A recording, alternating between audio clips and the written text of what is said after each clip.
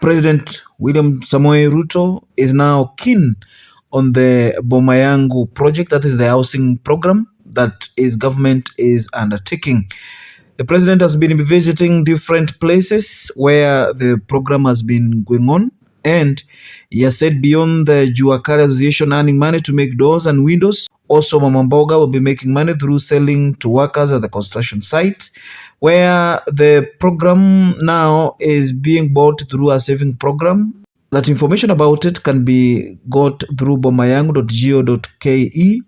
And President William Ruto yesterday visiting Kibera, where social housing program is going on as at now.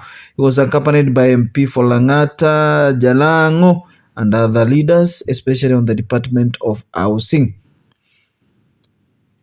According to Budets, the interest is growing on how to own the houses and how to make sure hustlers benefit from the program. The president had good time talking to construction workers at the site in Kibera. Construct this site. When by next year by 3. Wakaji waingie. Alafu wahamie. Tunajua tunajenga ingine hapo. Kuna ingine tunajenga tena pale. Hamia hapo. Hamia sana. Nasukuma.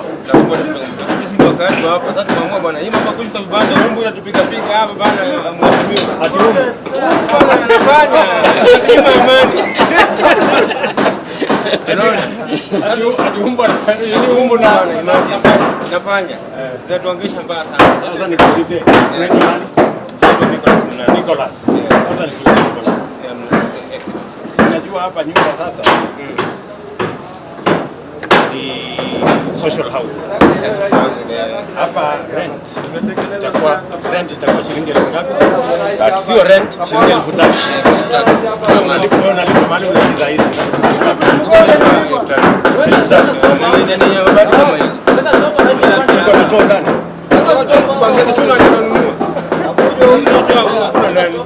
So hapa sasa sikia vizuri.